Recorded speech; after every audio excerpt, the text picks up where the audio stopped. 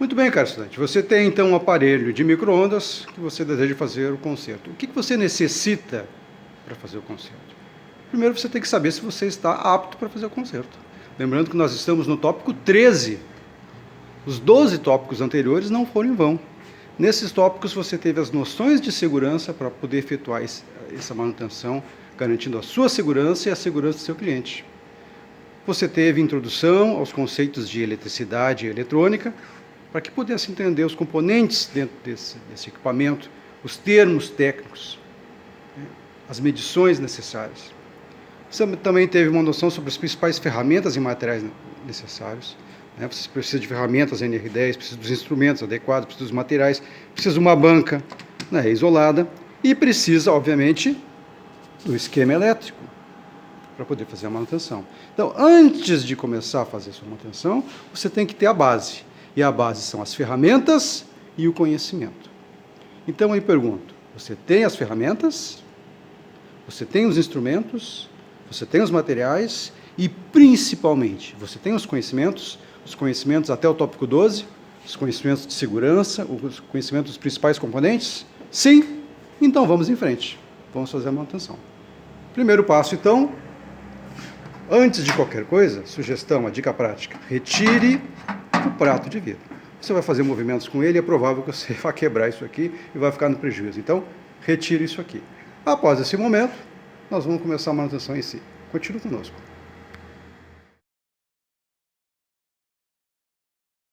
Muito bem, então você tirou o prato de vidro, para garantir que ele não quebre, um acidente muito comum, e retirou a tampa. Retirando a tampa, não tem mistério. São 6 parafusos que você retira, ao lado e atrás. Guarde os parafusos de uma caixinha para não perder nenhum e você tem acesso ao equipamento. Obviamente que ele está desenergizado. Questões de segurança.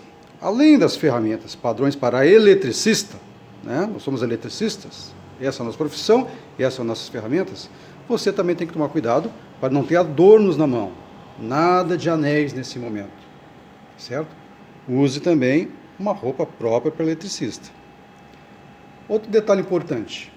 Vocês viram na nossa apostila. Essa região aqui é a região de alta tensão e ela tem o famoso capacitor. Então, antes de qualquer coisa, por mais que você já tenha desenergizado, tirado o plug da tomada, você tem que garantir que aquele elemento esteja descarregado. Alguns modelos possuem um resistor interno para descarga, mas eles levam um pouco mais de 2 minutos para descarregar. Não vamos perder a vida para ficar cronometrando 2 minutos. Então, procedimento, você pega um pedaço de fio, como esse aqui, e faz ali um curto-circuito no capacitor, aí você pode trabalhar com segurança. Outra coisa, às vezes a sua bancada, ela necessita de uma extensão, ela não tem acesso às tomadas como aqui pertinho, você vai usar uma extensão. Por favor, use uma extensão de 3 pinos, para garantir que o aterramento vai permanecer. Senão tudo aquilo que você aprendeu no tópico de segurança, tópico 1, vai ser jogado no lixo. De nada adianta a tomada ter aterramento se você usar uma extensão que não tem aterramento. Tá certo? Fique conosco.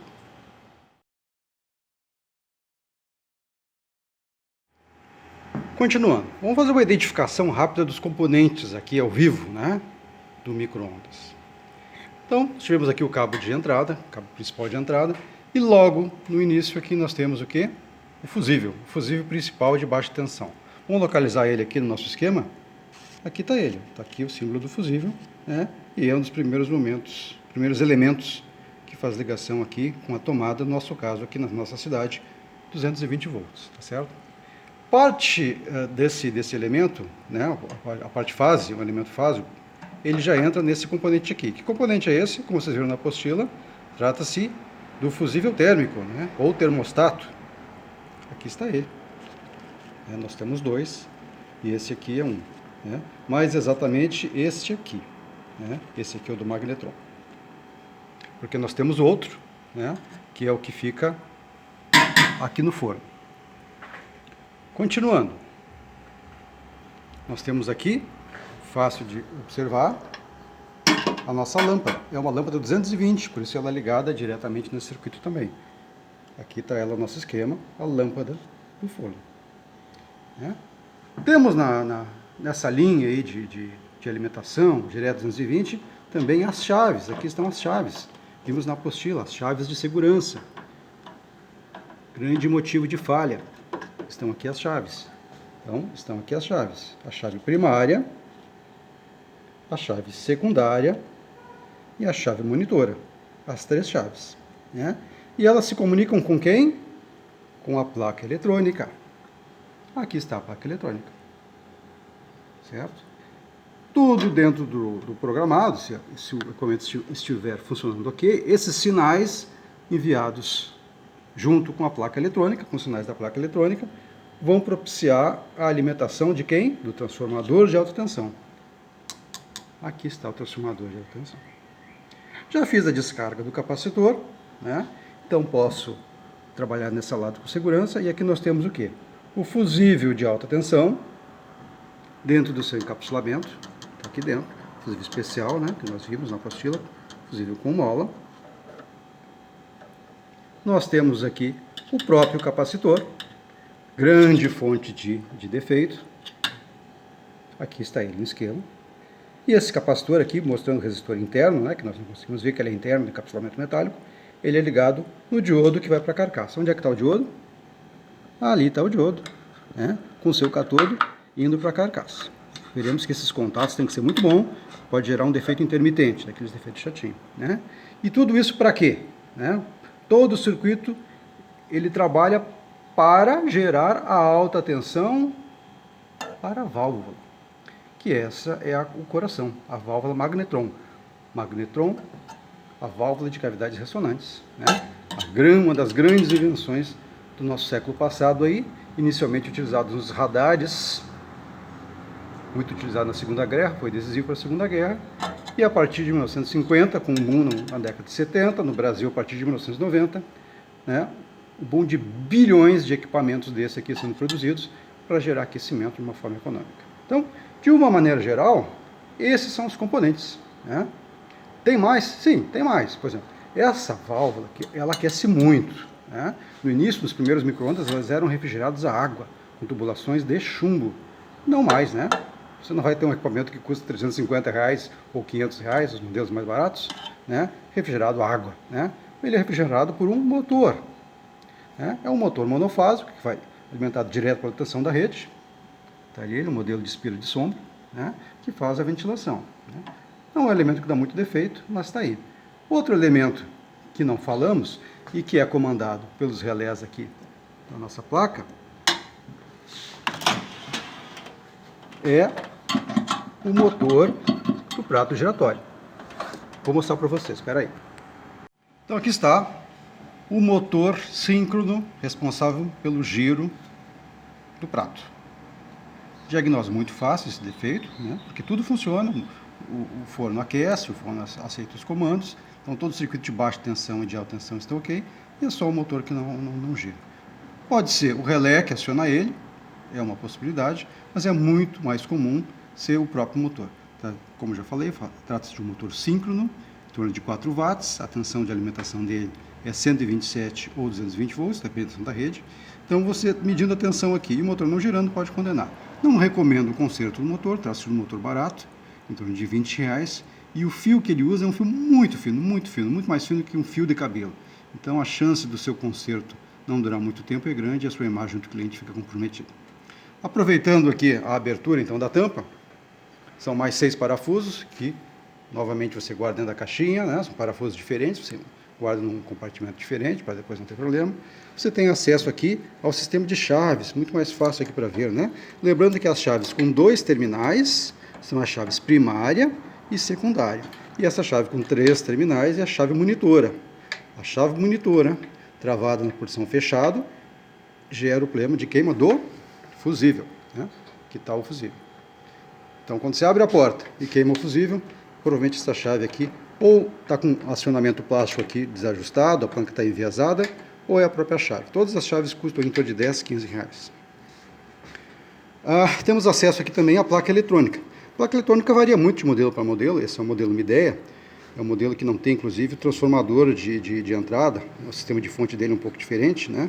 Mas ele tem, como todos os modelos, um relé de potência, né? Então, esse é uma peça que você pode testar e pode trocar. porque uma placa dessa custa, varia de modelo para modelo, mas no mínimo R$ 65,00, no máximo R$ 180, R$ 200. Então vale a pena você pesquisar, você tem os conhecimentos, né, dos tópicos anteriores, 1 ao 12, para verificar, principalmente esse relé aqui, certo? Bom, temos uma visão privilegiada aqui também da lâmpada, também é uma lâmpada que é acionada pelo relé da placa e é uma lâmpada, no nosso caso aqui 220 volts, né? Se a sua cidade é 127, ela é 127, diagnóstico muito fácil, né? É uma lâmpada normal, uma lâmpada incandescente.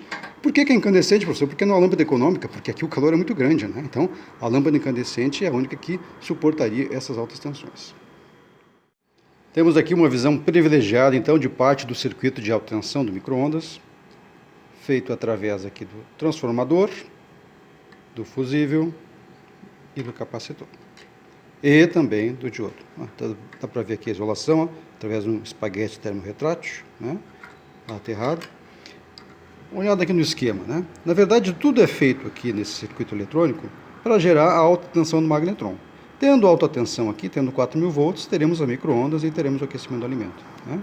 Então, esses intertravamentos aqui que existem são as questões de segurança, para garantir que ou dê um aquecimento muito grande dentro do gabinete, como um incêndio, e o circuito seja desalimentado, ou se o magnetron também aquecer muito, para evitar danos maiores, que seja desenergizado. Então essa é a função das chaves dos termostatos de segurança. Obviamente um fusível para proteger qualquer curto-circuito sobrecarga aqui, mas todo esse circuito aqui, na verdade, essa linha rosa aqui, circuito de baixa tensão, a função dela é fazer que no momento certo, no tempo certo, tenha 127 ou 220 volts aqui. O transformador vai transformar 127 em 2.000 volts. E aí nós temos um circuito duplicador aqui, retificador duplicador. Quando for positivo aqui, né, o fusível de alta tensão não estando queimado, vai carregar o capacitor e o diodo vai conduzir para o terra. Então o capacitor vai ficar carregado com os 2.000 volts do transformador. Quando for negativo, esse diodo vai estar em contraposição, não vai conduzir.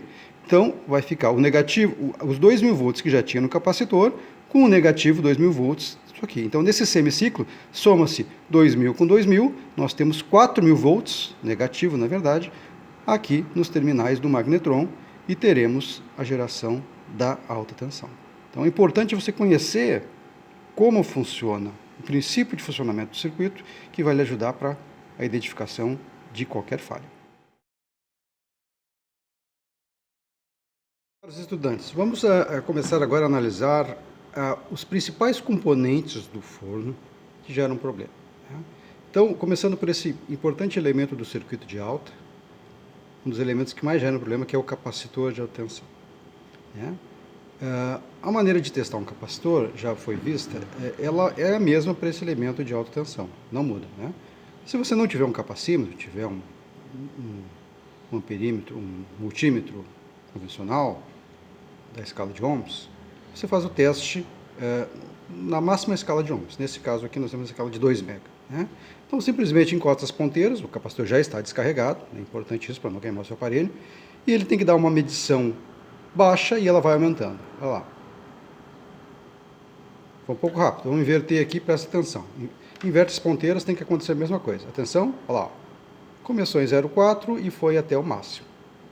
Quer dizer que o capacitor foi se carregando, né? Então isso é um indicativo que ele está bom. Ou mais uma vez, ó, a ponteira vermelha está na direita, preto na esquerda. Eu vou inverter. Está lá.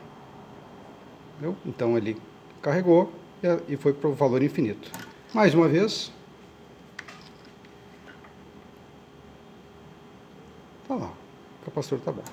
Agora vamos ver se você tiver um capacímetro, que é o ideal, né? Como é que seria? Muito bem, estudantes. Trocamos de equipamento agora, e agora a gente está com esse equipamento que ele tem medição de capacitância, ou seja, ele é um multímetro que tem um capacímetro integrado. No tempo logo que eu comecei a estudar eletrônica, na década de 80, isso aqui era um luxo, o laboratório da NASA, impensável. O único teste possível para capacitor, né, no mundo real aí do reparador, era com um ohmímetro. E a gente se virava bem. Hoje em dia, você tem acesso a esse equipamento em torno de R$80. Então, não é nenhum luxo, eu recomendo que vocês tenham. Aí o teste é muito mais decisivo, né, do que aquele apenas de resistência, né? Lembrando que, para medir capacitância, você tem que trocar o Born. Mantém o comum, né, mas onde está aqui para medir tensão e resistência, não é mais adequado. Agora você coloca nesse aqui que mede corrente e capacitância. Escolhe a escala. Está escrito aqui no capacitor, e é de praxe, entre 0,8 e 1 microfarads, os capacitores de alta tensão, os micro-ondas. Esse aqui é 0,9. Então, eu vou colocar na escala 2 micro, que encaixa perfeito, né? E pronto. É um capacitor de óleo, não é um capacitor eletrolítico, não tem polaridade, não precisa se preocupar. E está ali, 0,900. Detalhe, eu descarreguei esse capacitor antes, né? Senão você vai queimar o seu equipamento ou vai levar um choque, talvez fatal. Vamos inverter as potências para você ver que não faz diferença. Vamos? Olha aqui. Está aqui, capacitor do circuito de alta tensão com exatos 0,9 microfarads. Né? Então, teste decisivo. No teste de resistência que fiz anteriormente, eu não fiz o teste para carcaça. Né? É importante fazer também.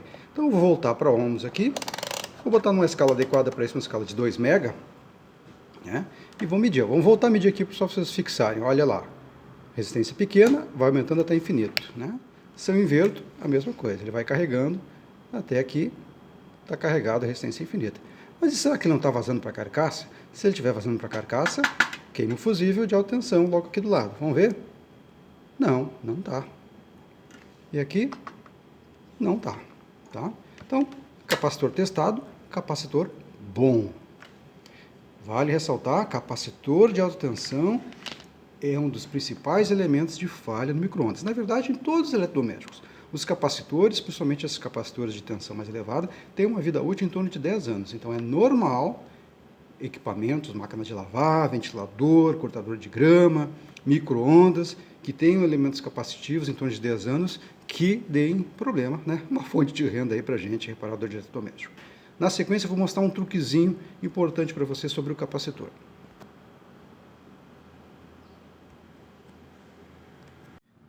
Vamos lá, pessoal. O circuito de alta tensão, ele é todo conectado com esses conectores aqui. Esses tipos de terminais. Né?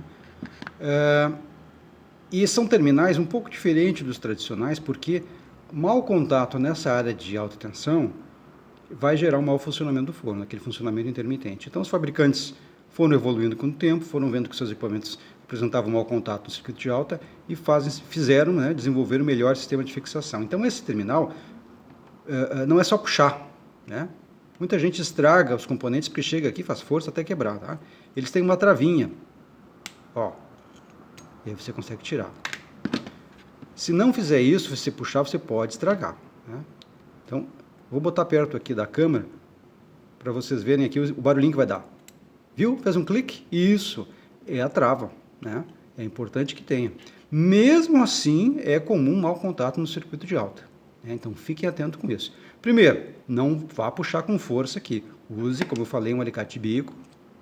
Aperte ali a travinha. E aí vai sair fácil. Né? Para colocar, é só empurrar. Ó, clique. Certo? Dica prática. Isso aí você não vai encontrar em livro. Né? E é muito importante para você fazer um trabalho de qualidade e rápido.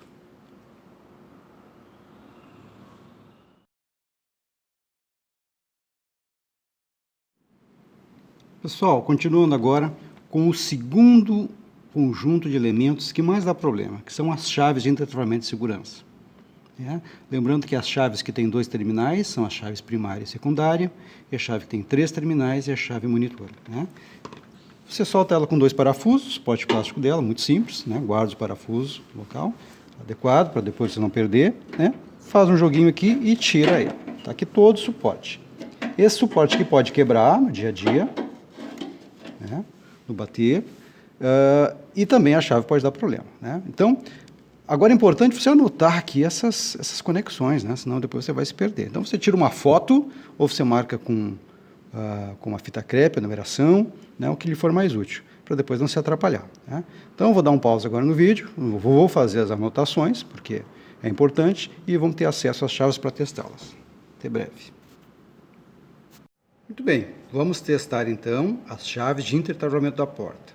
Chaves são muito importantes porque garantem que se a porta não está bem fechada, ficou alguma toalha, algum papel, ou ela está enviesada, porque caiu o micro-ondas, algo assim, que o circuito de potência não vai ser acionado, evitando vazamento de micro-ondas que pode ser prejudicial à saúde, né? Então, o teste das microchaves é feito com o sistema de BIP, né? Sistema de continuidade, que os multímetros digitais todos têm, né? Então, está ali selecionado, tem um símbolozinho aqui, né, do alarme, é isso que você seleciona, né? Então, nem precisa ficar olhando, ele é muito fácil, porque você pode se concentrar lá no seu teste. Quando encosta as ponteiras, faz o famoso BIP do buzzer, né? Professor, você tirou todo o sistema lá, precisa tirar? Não, não precisa. Inclusive é muito mais fácil testar lá. Você abre e fecha a porta e testa. Mas fica difícil para mostrar para vocês lá naquela situação, em função da luz, do foco, então eu tirei, tá?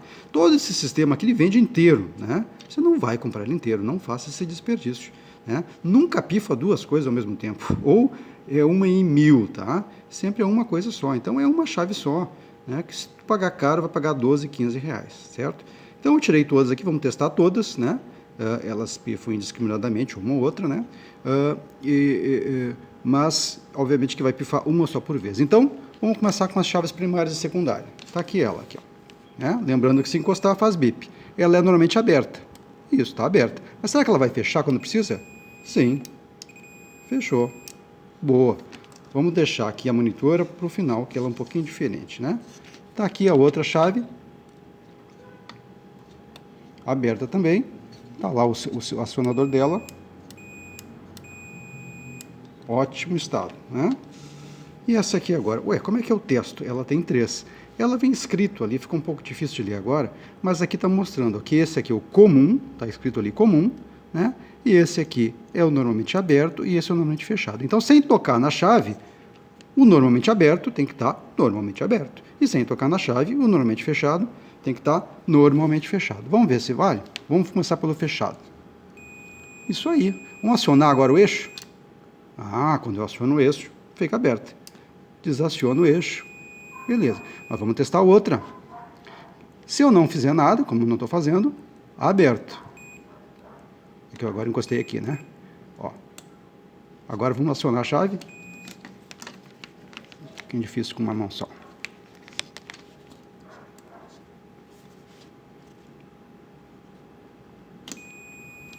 Aí. Pronto. Achei a posição. Tirar aqui o fio para vocês verem melhor. Aqui a chave. Tirar esse fio preto também, para vocês verem melhor. Normalmente aberto. A hora que eu vou acionar aqui. Ó. Desacionou. Parou. Acionou. Então pronto. Testamos. A segunda, estatisticamente, né, segunda maior causa de problema dos micro-ondas. As chaves primária, secundária e chave monitora.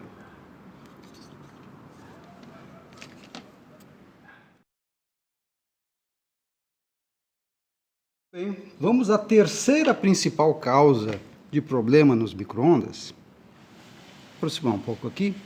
Vocês estão vendo a placa principal de controle, a placa eletrônica? Tem esse conectorzinho verde aqui, né? Olha só. Ele é flexível, né? É o flat cable que chama, conectado ali. Mas normalmente não é aqui que dá o problema. Até pode ser, principalmente depois de uma manutenção mal feita, né? Você encaixa mal aqui e dá o problema. Mas normalmente não é aqui no flat cable que dá o problema, né? Onde é que dá o problema? Na membrana que liga o flat cable. Vou virar um pouco aqui para vocês. Membrana. Aqui que faz os contatos dos controles, né? O que acontece? Por exemplo, esse botão aqui, ó, é o botão de ligar. Você vai apertar ele praticamente sempre, se não sempre, toda vez, né? Quantas vezes por dia o cliente usa esse botão aqui? 10, 20, 30, 100 por dia? Você acha que isso aqui vai durar muito tempo? Não. Então, isso aqui é a alegria do reparador de eletrodomésticos, né? É um adesivo. Esse modelo aqui é até um modelo mais caro, que é um modelo grande, né? E não tem conserto, viu? Aqui não tem fazer gambiarra, você tem que trocar, tá? Eu, particularmente, na minha casa, eu desisti de comprar micro-ondas com esse tipo de sistema aqui. Eu gosto daqueles com botões, com chaves, que duram muito mais. Então, esse botão aqui de 1 minuto, né? Que muita coisa a gente fala, esquentar um pratinho lá 1 minuto, esquentar um chá 1 minuto, esquentar um café que está meio requentado 1 minuto. Esse aqui também, campeão de problema. E a diagnose desse problema? Isso aqui não se mede, pode até se medir com multímetro, sim, é possível lá no flat cable, apertar o botão e ver a combinação de sinais, mas não precisa, né? Você vai ver que esse botão vai estar tudo sujo, marcado, quebrado, e às vezes ele funciona, às vezes não funciona. O cliente vai levando isso aqui até a paciência dele não aguentar mais, né? Porque chega uma hora que não dá mais. Ele leva mais tempo tentando acionar o micro-ondas do que esperando o alimento aquecer, né? Então, a troca é fácil, né? Trabalhosa, digamos assim, mas não requer grandes conhecimentos tecnológicos, né? Joga esse aqui fora e coloca um novo. E, sim, é um dos terceiros, uma das principais causas aí de problema, a membrana. Muito cuidado na hora de colocar lá o flat cable, como mostrei. Vamos voltar lá.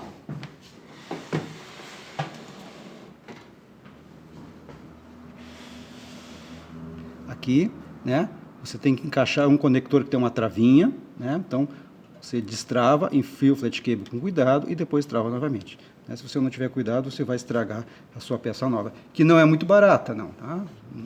Um adesivo desse aí pode custar de 40 a 80 reais. A apostila coloca os preços de todos os materiais. Então tá aí, membrana, uma das principais causas de defeito nos micro-ondas. Muito bem, vamos agora ao quinto principal problema, que é o coração do micro-ondas, né? Nosso magnetron. Tudo que tem aqui em volta existe em função dele, para gerar a tensão dele. E a tensão dele são duas. 3 volts para o filamento, é uma válvula que tem aqui, igual aquelas válvulas de rádio antigo, TV antiga, igual não, né? Semelhante, na mesma classe. E curiosidade histórica para vocês, o surgimento da válvula magnetron, que tem um ímã aqui, na verdade foi uma maneira que os cientistas acharam para quebrar a patente da válvula diodo e triodo normal que existia, que foi patenteada. Então eles queriam inventar uma nova maneira de controlar o fluxo de corrente, que não fosse através de tensão e sim através do magnetismo. E aí viram que até funcionava, mas era um trambolho, né? Olha o tamanho disso aqui, compara com a minha mão aqui, né? Então funcionava, tá, mas era muito grande, mas além disso ela tinha um efeito colateral, um efeito secundário, que era a geração de micro-ondas, né? E essas micro-ondas acabaram sendo utilizadas nos radares, e em 1947, por acidente, descobriu-se que essas micro-ondas também aqueciam alimentos à base de água, açúcar ou gorduras. E aí temos agora bilhões de magnetrons pelo mundo todo. Muito bem, mas não nos interessa muito a história, né? E sim como consertar. Eu vou tirar ele do gabinete, né, para mostrar ele em detalhes. É relativamente fácil de testar e é um dos grandes defeitos. É uma peça relativamente cara também, em torno de 80 a 120 reais, depende da potência do elemento. Importante, vou frisar a todo momento, não tente consertar o magnetron, viu? Na internet você acha algumas pessoas que ensinam como consertar. Não brinque com isso, né? Não seja responsável por um incêndio na sua casa ou na casa do cliente, né? Se não está com dinheiro no momento, junta, né? Mas coloca o original. Obrigado, vamos agora tirá-lo do seu gabinete. Tá aí então, 6 horas badalada da igreja, e vamos filmando aqui o nosso magnetron, válvula magnetron, cavidades ressonantes, uma das maiores invenções do século XX. Revolucionou os radares, um dos grandes responsáveis pela vitória dos aliados na Segunda Guerra Mundial. Alguns dizem mais importante até que a bomba atômica, né? E hoje está na sua casa aí, esquentando o seu almoço. Magnetron, quinta causa de defeito. Testes. Vamos lá. Filamento, né? Filamento da válvula, continuidade. Não pode estar rompido. Beleza. E filamento também não pode ir para a carcaça. Nenhum, nem outro, né? Então, não está. Beleza. Teste elétrico. Teste elétrico é só esse, né? Vou aproveitar o seguinte para mostrar uma inspeção visual que tu pode fazer. Essa aqui são as aletas, né? As aletas de refrigeração. Aqui que o ar do ventilador vai fazer o trabalho dele, ele esquenta bastante, né? Aqui estão os ímãs, né, que fazem os elétrons girarem na câmara de ressonância, né, em altíssima frequência, 2,45 GHz, bilhões de vezes por segundo, né? Esses elétrons girando aqui geram uma onda eletromagnética, então, que sai aqui pela antena. É comum a antena estar derretida. Então, uma inspeção visual nesse material aqui, que inclusive é tóxico, não recomendo que cheirem o toque, né? E aqui na antena, isso aqui pode estar derretido. Então procurem por derretimentos, rachaduras, ímã rachado também, rachaduras aqui nessa região. O que tem aqui dentro? Não tem praticamente nada, né? Se você abrir, na verdade tem 2 indutores para suprimir o ruído, né?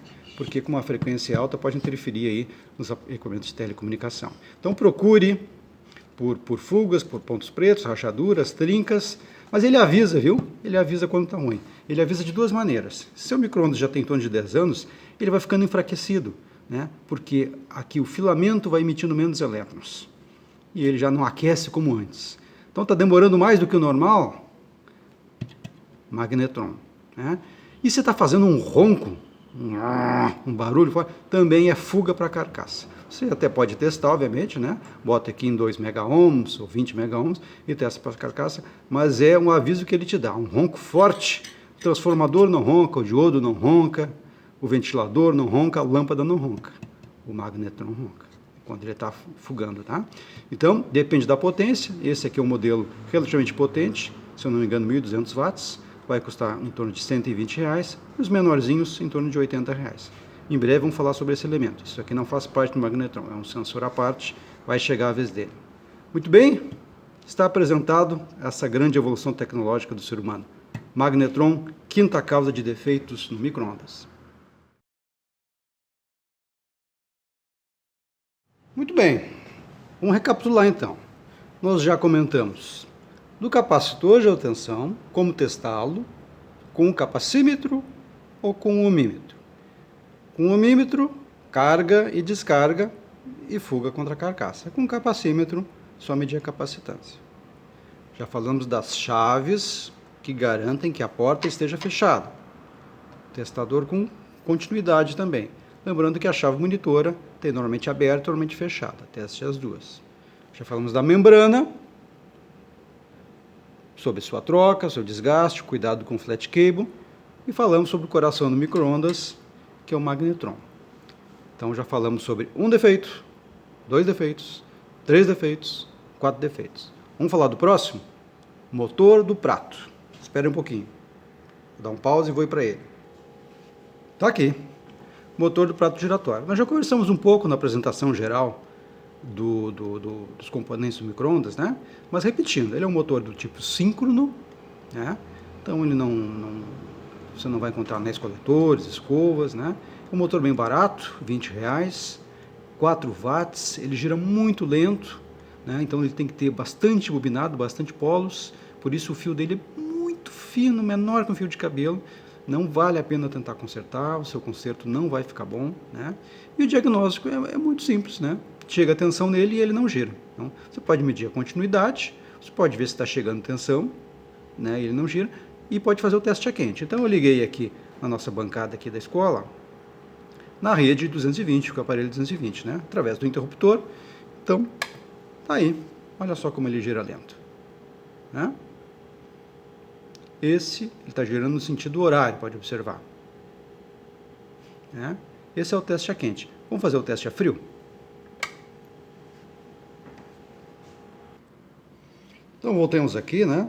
Tiramos a energia, fizemos o teste a quente, ele está funcionando. Mas vamos ver o teste a frio. Apesar de ser um bobinado aqui, como eu falei para vocês, tem milhares de voltas aqui dentro desse elemento. Tá? Então, não dá para testar com um teste de continuidade. Se testar com teste de continuidade, né? Vai ter que estar um fio aqui dentro, né? Vai ter que dar continuidade. E está queimado. Você vai jogar dinheiro fora, né? Não é esse o defeito. Tá? Ele tem em torno de 10.000 ohms, se eu não me engano. Vamos botar na escala de 20 e vamos checar aqui. Né? 20 ohms, 20k ohms. O que houve aqui? Quem sabe faz ao vivo. Tá aí. Cadê o auto power off? Então, 11.800 está na escala, aqui ó, na escala de 20k, 11.800. Então eu falei 10k, é isso aí. Tá? Esse motor é bem barato. Um outro problema que dá nesse motor, que não é um problema elétrico, né? Mas às vezes vai aparecer na sua oficina, é essa engrenagemzinha aqui, ó. Ela quebra, né? Muito fácil de consertar, né? Dá para consertar por dentro do micro-ondas, não precisa abrir tudo, né? Mas às vezes vem para você também. Então às vezes não tem nada a ver com problema elétrico. né? Recomendo que compre uma nova, né? Porque colar plástico não é muito fácil. Tá certo? Tá aí, então. Motor síncrono, 4 watts, nesse caso aqui 220 volts, do prato giratório. Aquele prato giratório que você tira antes de começar a desmontar o micro-ondas. Senão vai quebrar. E aí o lucro do seu conserto vai para comprar um prato novo para a Dona Maria ou para o seu José.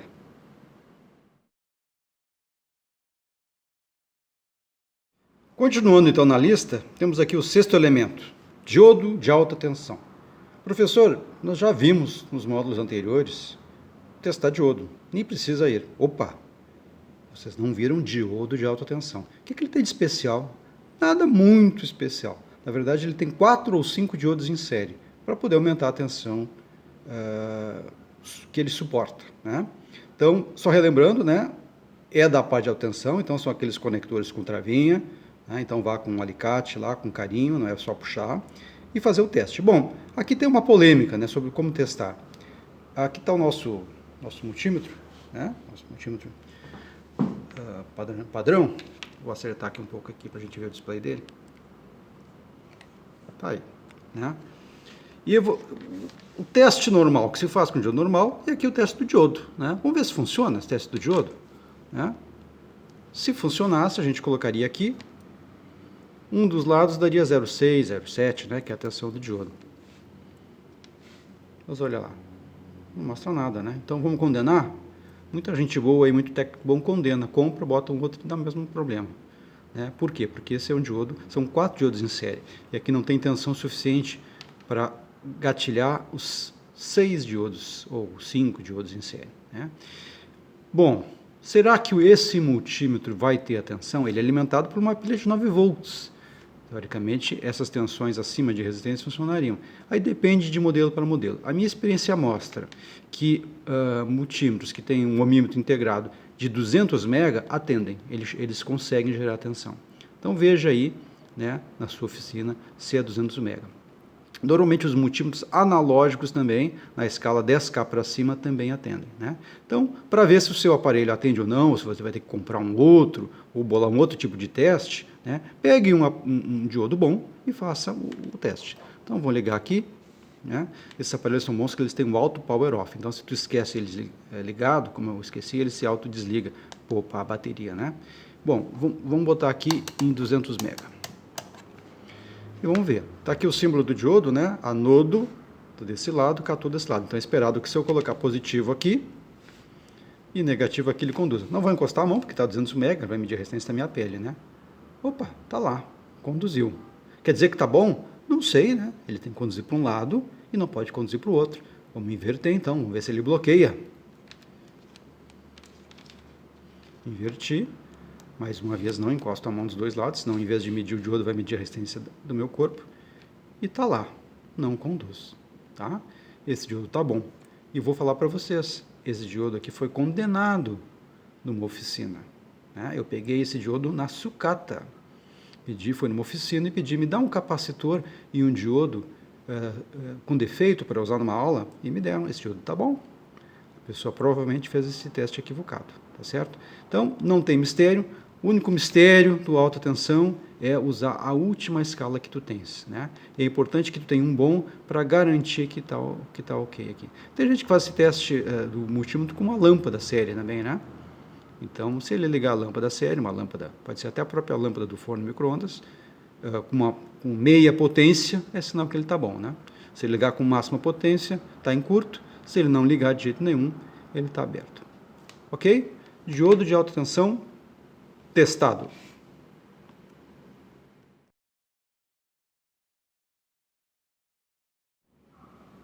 Ok, vamos ao sétimo elemento que mais dá problema nos micro-ondas, que é a placa de controle. Né? Então, para ter acesso à placa de controle, você tem que tirar toda essa caixa aqui do display. Então, solta esse parafuso.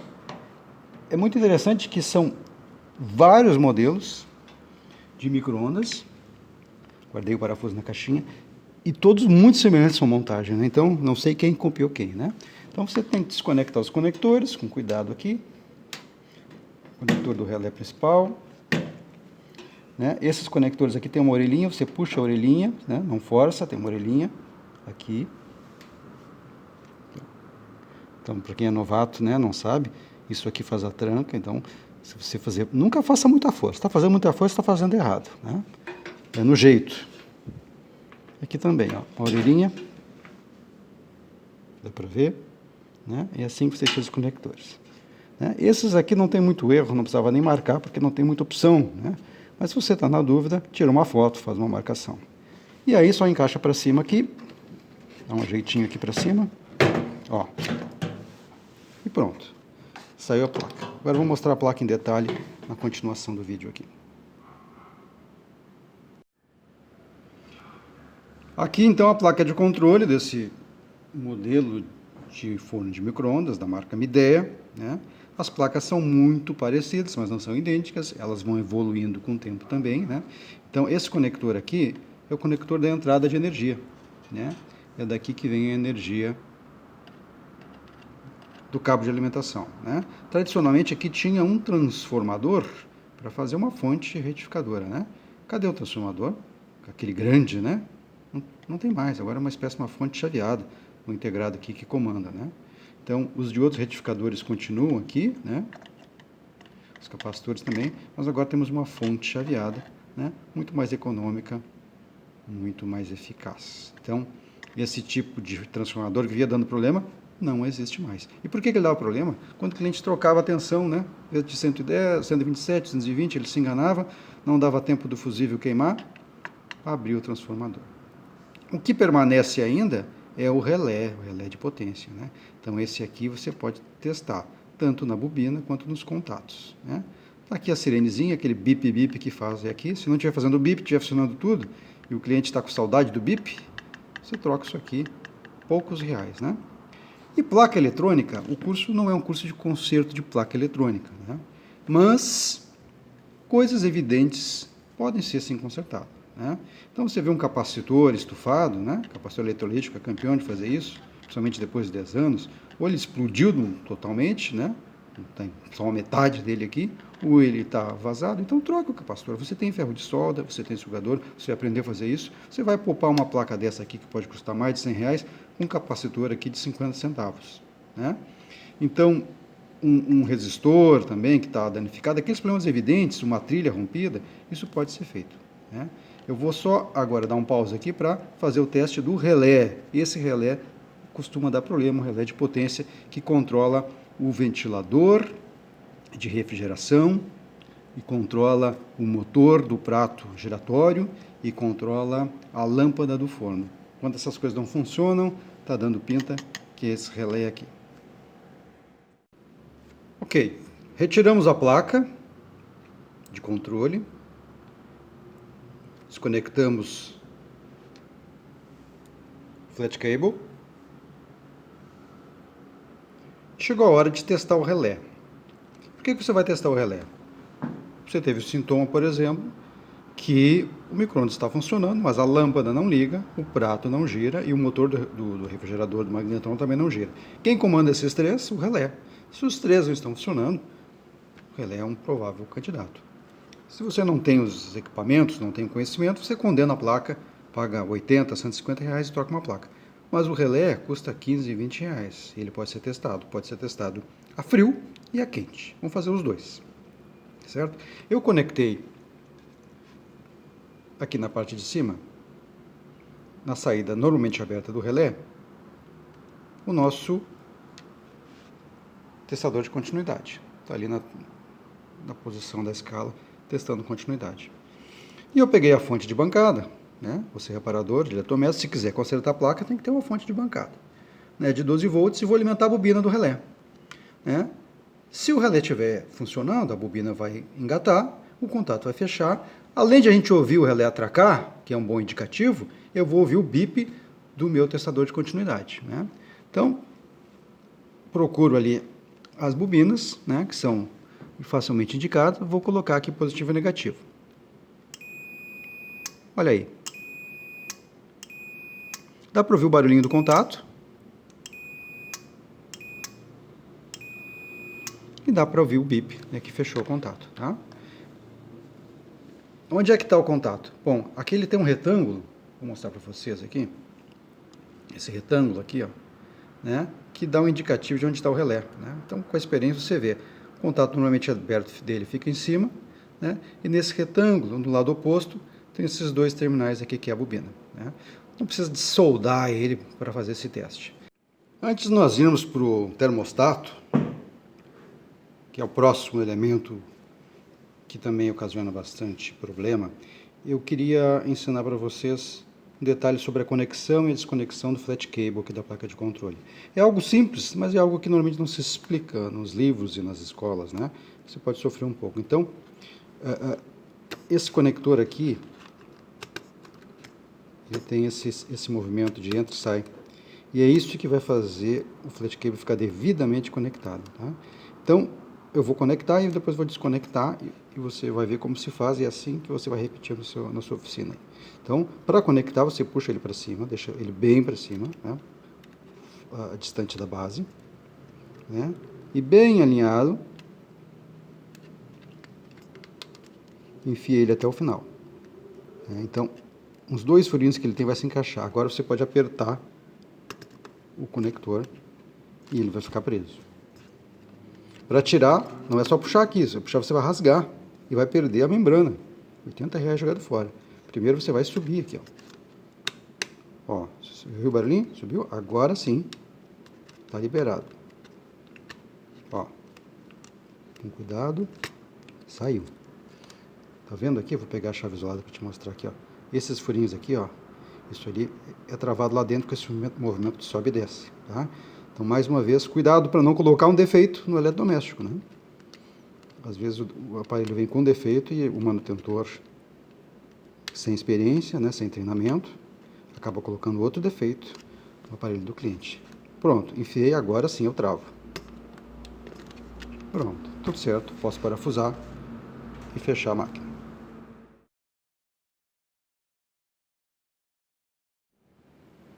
Vamos ao nono principal problema nos fornos de micro-ondas. Aí você vê assim, ué, professor, de novo o magnetron? Eu sei que o senhor gosta do magnetron, da história do magnetron e tal, mas já falamos do magnetron. Não, dentro, que embutido do magnetron tem um outro componente que não é o magnetron, né? Que é o relé térmico ou o termostato. Também pode ser uma causa de problema, né? Então vamos tirá-lo aqui para a gente analisá-lo com mais detalhe. É importante sempre usar chaves isoladas. Aí tu vai me dizer, não, mas é para soltar um parafuso? Para que eu preciso de uma chave isolada? Você vai comprar a chave que não é isolada e vai ficar na sua caixa de ferramenta. E aí vai chegar uma hora que você vai estar usando a que não é isolada, onde devia. Então compre tudo isolado, use sempre isolado. Para tirar o parafuso, né, aqui no elemento desenergizado e lá na placa eletrônica também. Está aqui o nosso termostato. Olha só, ó. Esse é o magnetron, ó. Né, ele fica encostado aqui. Eu colocaria até uma pasta térmica, né? Acho que aqui a dona Mideia perdeu aqui uma oportunidade. Pasta térmica aqui seria ideal. Eu vou colocar depois, eu tenho na caixa de ferramenta. Eu vou fazer um upgrade no nosso micro-ondas aqui da escola, né? E aqui está escrito, não sei se vocês vão conseguir ver, não sei se vai dar foco. Está um pouco difícil, mas acredite em mim, é 160. 160 o quê? 160 milímetros? 160 metros? 160 volts? Não, 160 graus. Né? Então, quando a carcaça do magnetron passar de 160 graus, isso aqui vai mandar cortar a energia. No nosso caso aqui da escola, 220 volts vai ser cortado, porque ele esquentou demais. Ele pode se danificar, pode até pegar fogo, né? Então, é um termostato. Né? Alguns aparelhos, alguns fornos têm dois, para proteger o magnetron e para proteger a gaiola de Faraday, lá o gabinete onde está o alimento, porque às vezes o dono de casa põe pão, amendoim, o negócio pega fogo, né? Então, para cortar a energia e não alimentar mais o fogo, temos um termostato lá também. Alguns modelos, para economizar mais uns R$10, né, não colocam mais lá. Como é que se testa? Bom, tem que estar fechado, né? Vamos para o nosso testador de continuidade. Como sempre, já regulei aqui para fazer o bip. Bota aqui dentro para vocês verem, né? Tira aqui. E aí, tem que fazer bip ou não tem que fazer bip? Não tem, né? Melhor, tem que fazer bip. Tem que passar a energia. Professor, aí eu abri o micro-ondas, estava tudo super quente, né, pelando de quente, isso aqui estava aberto. Bom, aí ele fez o papel dele. Aí ele não é o defeito, ele não é a causa raiz, ele só atuou e protegeu. Tem que ver por que o magnetron esquentou tanto, né? E a causa provável é ele mesmo que entrou em curto, tá? Então, mas às vezes ele pifa, né? Às vezes está tudo frio e ele abre por defeito interno mesmo. Então, também 15, 20 reais, fácil de testar, fácil de resolver. E de novo, né? Não é porque a peça custa 10 reais, você vai custar 15, vai cobrar 15 o seu defeito, né? Você tem que abrir o gabinete, você tem que estudar 160 horas, teve que investir em ferramentas, em materiais, né? Teve que assistir uma live do professor sábado à tarde, enquanto os outros estavam assistindo um filme no Netflix. Então você pode cobrar um conserto desse aqui tranquilamente 80 reais, sem nenhum problema, certo? Tá aí. Termostato, alguns chamam de relé térmico, e os não técnicos chamam de cebolinha.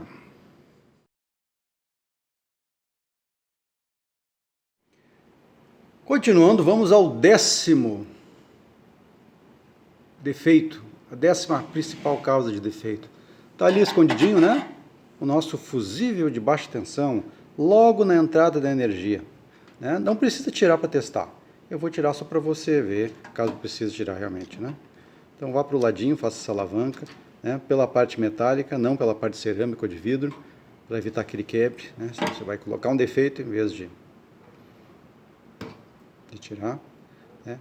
E está aqui. Como é que se testa? Com um testador de continuidade. Vamos lá para o nosso testador de continuidade.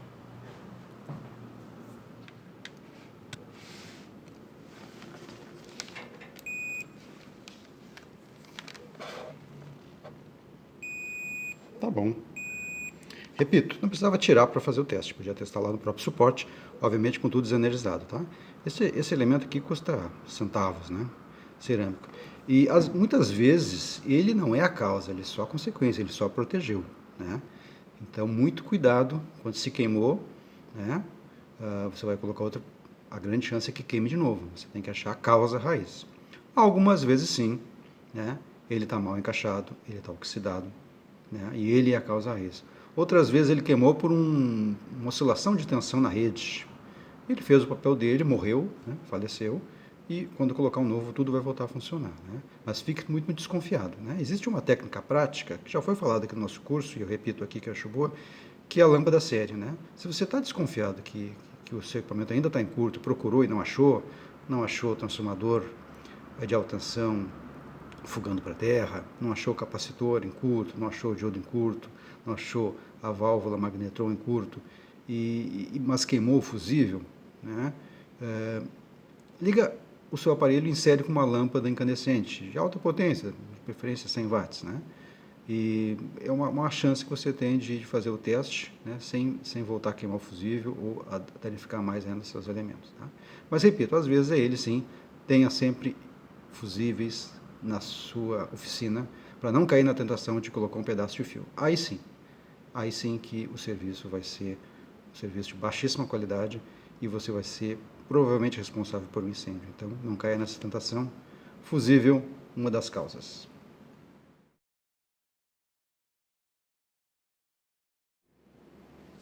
Continuando a nossa lista dos principais defeitos do forno de micro-ondas, temos aqui o 11º da nosso ranking, da nossa classificação, que ele já participa da parte de alta tensão, nosso amarelinho aqui, e é esse fusível aqui, o fusível de alta tensão. Ele fica imediatamente após o secundário do transformador, né? Sempre relembrando que se você vai trabalhar na parte de alta tensão, o capacitor fica alguns minutos carregado com 2.000 volts, após você desenergizar da tomada. Então, antes de trabalhar, descarrega o capacitor, né?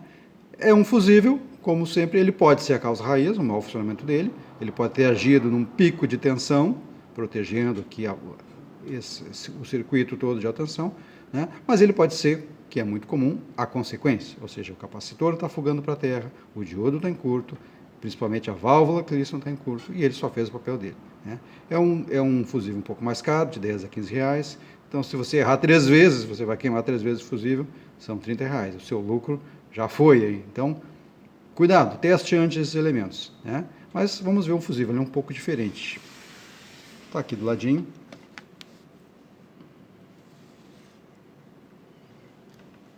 Esse é o fusível padrão da Midea. Nem todos são assim. Detalhe aqui, tem uma mola. Por que essa mola? Aqui está o elemento fusível. Está um pouco escuro, deixa eu iluminar melhor aqui.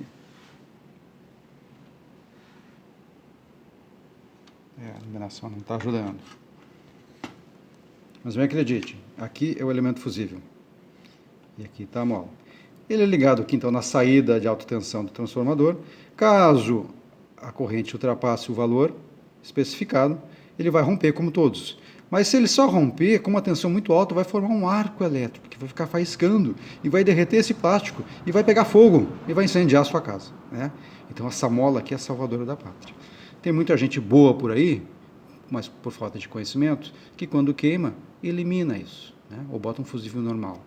Se houver o curto, ele vai continuar arcando e vai queimar. Se der sorte, só o encapsulamento aqui, o cartucho. Esse aqui é de plástico, Dos outros modelos são de vidro. Mas está aí, fusível de alta tensão, às vezes é a causa, mas a maioria das vezes é uma consequência. Fique atento sempre para usar o do mesmo modelo do seu equipamento. Muito bem, agora com a iluminação decente, fiquei devendo um close aí do nosso fusível de alta tensão, modelo Midea, encapsulamento plástico. Ali você consegue ver bem fininho o elemento fusível, consegue ver o detalhe da mola. O modelo de vidro, que é o mais comum, é igual. Aquele vidro não quer dizer que tem vácuo dentro, nada disso, é só uma proteção. Eu particularmente prefiro o de vidro, porque plástico derrete, plástico pega fogo. Mas tá aí, a dona Midea fez o seu fusível de plástico. Agora sim, você vendo aí a mola e o detalhe. Importante fusível de alta tensão nos fornos de micro-ondas. Muito bem, vamos continuar a nossa lista dos principais defeitos em fornos de micro-ondas. Como vocês já notaram, a parte rosa é a parte BT, baixa tensão, e a parte amarela é a parte AT, alta tensão. Justamente o transformador de alta tensão fica no meio. O primário dele está em baixa tensão e o secundário está em alta tensão. A relação de transformação depende da tensão da rede. No nosso caso aqui na escola, 220, e a saída 2.000 volts. Então, aproximadamente 10 vezes. Ou seja, o secundário tem cerca de 10 vezes mais espiras de fio do que o primário. Que teste a gente faz aqui? Bom, o transformador está em 13º. Ele não é uma das principais causas. É um elemento bastante robusto. Temos proteção na baixa tensão através de fusíveis. Temos proteção na alta tensão através de fusíveis. Temos coisas mais suscetíveis à queima, como o eletrônico de diodo, como o capacitor a óleo, mas acontece sim, ele está na lista. Caso você identifique cheiro de queimado, o verniz escurecido, obviamente que ele está comprometido. Faça o teste para confirmar, mas é 99% de chance. Mas pode ser que ele esteja intacto, com aparência de novo, só um pouquinho de pó, que você deve tirar antes de entregar para o seu cliente. Use aquele pincel isolado que eu ensinei na aula sobre ferramentas e materiais. E mesmo assim, mesmo estando com cara de novo, ele apresenta defeito. Então vamos testá-lo. Como é que se testa? Se testa a resistência, ou impedância, aqui do primário. São poucas voltas de fio, então deve dar uma resistência bastante baixa.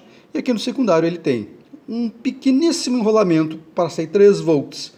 Aqui para o filamento da válvula magnetron, também praticamente um curto, tem que medir esse curto. E aqui a saída, aí sim, algo em torno de 100, 150 ohms, que é a resistência secundária, porque são muito mais voltas que o primário. Você mede essa saída contra a carcaça, porque um lado dele já é aterrado. Tá bom? Vamos ao teste, então? Vamos começar com o primário. Está aqui do ladinho. Viu como é importante ter o esquema? Um profissional de qualidade, um profissional certificado, ele trabalha com esquema. Facilita o entendimento, ele chega mais rápido à solução do problema. Bom, vamos colocar em 200 ohms o nosso aparelho. Então, aqui a gente consegue focalizar os dois. Pequeno ajuste. E vamos lá. Se eu encostar as ponteiras, dá 0, Vamos ver quantos ohms tem esse transformador aqui no seu primário. Está ali, 1 ohm, 1,4. Se eu testar a continuidade, ele tem que bipar. Esse valor bipa. Vamos ver se bipa. Está aí. Então o primário está bom. Opa, vamos testar também contra a carcaça. Né? Não, não. Lembrando, aqui tem milhares de voltas de fios muito próxima, né? A distância de uma pincelada de tinta de verniz para cá. Né? Se em algum momento esse verniz vazou aqui a condutibilidade, ele, né, aqueceu, derreteu, e o fio de cobre encostou aqui, isso vai desarmar o fusível de baixa na hora. Tá? Mas não é o caso. Agora eu vou dar uma pausa aqui, vou inverter para a gente ir para o lado de alta tensão. Continuando então, vamos agora ao teste do transformador de alta tensão no lado de alta tensão. Quantos terminais a gente acha que esse transformador deve ter então no secundário? Vamos lá. 1, 2, 3, 4. Temos que achar 4 terminais. 2 para espira e 2 para bobina de alta, né? Uma pista aqui, um delas está ligado direto no fusível. Vamos lá então. Ajustar um pouquinho aqui. Ok, está aqui o secundário, esse é o secundário. Aqui está os 2000 volts para o magnetron, aqui está os 3 volts para o filamento do magnetron.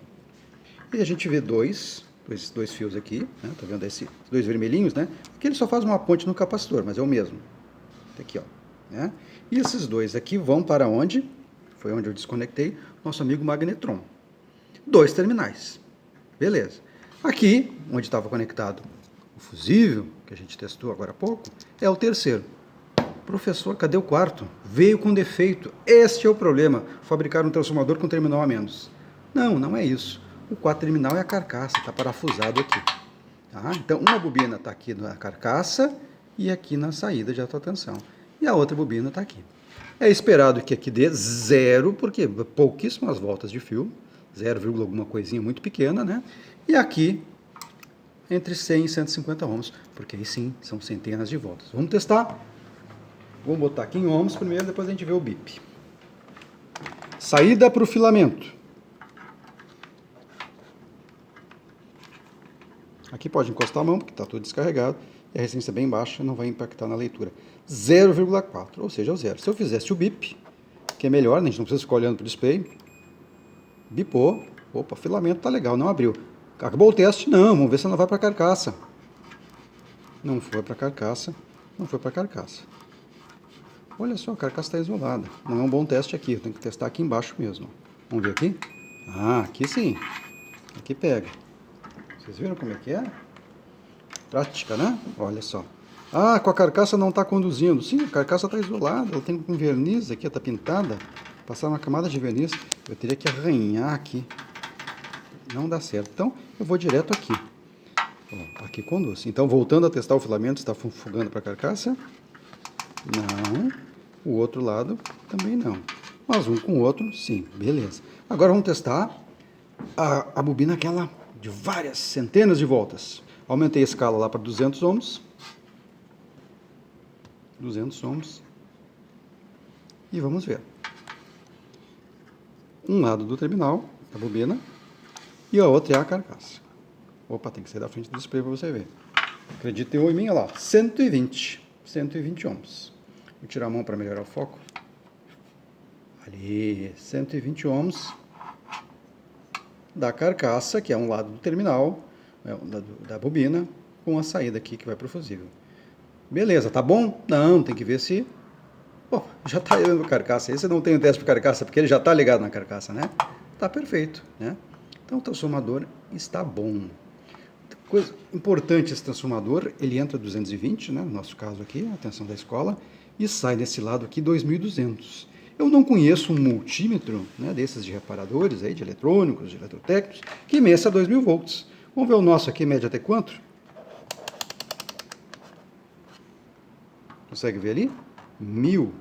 Ó, vai de 200 mili, 2 volts, 20 e 1000. O que vai acontecer se eu for tentar medir 2000? Primeiro que a isolação dessa ponteira não é para 2000. É provável que ela fugue e eu leve um choque, né? Mas se eu der sorte e não levar choque, eu vou queimar o aparelho, tá? Porque ele é feito só para 1000 volts, tá? Então não tem como medir essa tensão aí de saída. A conclusão aí da nossa videoaula sobre os principais defeitos de um forno de micro-ondas. Vamos recapitular o que foi falado. Primeiro, o que você precisa? Você precisa das ferramentas adequadas, você precisa dos instrumentos,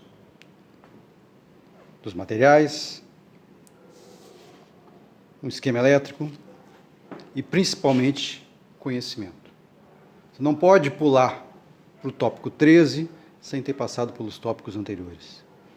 Tem que ter visto as normas de segurança, as técnicas de segurança, entender os principais acidentes, entender que as coisas acontecem, entender como funcionam os componentes, como testar os componentes, o que é eletricidade, o que é tensão, o que é campo magnético, o que é campo elétrico. Você tem que entender como usar as ferramentas com segurança. Então não tem elevador para o sucesso, a gente tem que ir degrau por degrau. Então essa base, né? Conhecimento e material. Importante, sempre ressalto, uma banca, uma borracha isolante, né? E também falamos dos nossos principais defeitos, né? Então vamos relembrar aqui. O número 1 lá que nós tínhamos, capacitor de alta tensão. Então fizemos o teste, identificamos o capacitor. Número 2, as chaves, normalmente aberta, normalmente fechada, chave primária, secundária, chave monitora, também fizemos o teste. Membrana, falamos da membrana, né? Fizemos a desconexão do flat cable da membrana, caso fosse necessário trocar. Vimos também a questão da placa de controle, né? Análise de possíveis defeitos e o principal defeito dela, o relé de potência, que comanda a lâmpada do forno, né, do gabinete, da gaiola de Faraday, que comanda o ventilador de refrigeração do magnetron e comanda o motor do prato giratório. Na sequência, coração do forno, né? Todos os componentes existem para servi-lo. Então vimos como testar um magnetron, vimos aquelas dicas, né, relembrando agora aí, que o micro-ondas antigo, enfraquecido, é o diagnóstico de um magnetron na hora de trocar, e também quando ao energizar um forno ele faz aquele ronco forte, também é indicativo de fuga, além dos testes que fizemos de filamento, fuga para carcaça. Junto ao magnetron, mas não é magnetron, tem aqui o termostato, o relé térmico, também aprendemos a fazer o teste. Vimos o fusível de baixa tensão, que normalmente não é a causa, é uma consequência. Também vimos o fusível de alta tensão, fusível especial, que tem uma mola muito importante. Vimos o nosso diodo, está aqui em detalhe, né? O diodo às vezes é um pouco enganoso no teste, em função do tipo de multímetro que nós temos. Esse aqui da escola de 200 mega foi suficiente para medi-lo. Vimos também aqui o motor do prato, né? É um motor que não oferece conserto, não oferece rebobinagem. R$20 você troca. Algumas coisas que não são eletrônicas, mas também vão cair na sua oficina, como a engrenagem do prato que quebra, como o isolante de mica, que fica aqui na frente da antena do magnetron. E dicas práticas, né? Dicas simples, mas tão importantes, que vão lhe salvar um bom tempo e vão lhe garantir um serviço de qualidade, que é armazenar os parafusos todos de forma separada para fazer a hora da montagem com facilidade e rapidez. Fazer a marcação dos fios, ou com fita, ou com foto, tudo isso foi falado. Pessoal, existem mais problemas possíveis de acontecer? Sim, existe, né? Eu lembro de alguns, não são os prioritários, não quis falá-los aqui para não aumentar muito o vídeo. Mas se você conhece algum a mais, como por exemplo, olha ali, ó, não falamos aqui neste ventilador, né? É o ventilador que faz a refrigeração do magnetron que fica aqui na sua frente. Não é comum ele pifar, mas ele pode pifar, né? É um ventilador monofásico de espira de sombra. Você teve essa experiência? Compartilhe com a gente no fórum, né? Explique o que mais que a sua experiência mostrou, porque essa sua experiência certamente vai colaborar com a formação técnica dos nossos estudantes. Por hoje era isso, agradeço a presença de todos e convido para que vocês permaneçam no curso, né?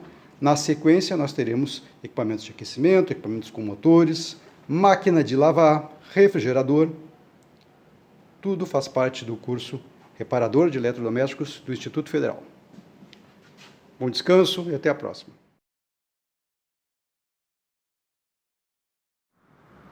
Ok, neste vídeo aqui eu vou mostrar mais dois defeitos tradicionais de micro-ondas. E eles não têm nada de elétrico, mas vão acabar na sua banca, com certeza. Então aqui está o gabinete, né? Esse forno é novo, forno da escola que foi comprado por curso, então ele está em estado impecável, né? Mas isso não é a realidade. Vocês sabem que com o passar do tempo, com a umidade, com os vapores, tende a oxidar essa região, né? Então essa região aqui pode estar completa de oxidação, né? Chamada ferrugem. E tem gente que não vê outra saída a não ser jogar fora o micro-ondas inteiro, né? Quando ele faz bem, ainda vende por peça, né? Em função de buracos aqui.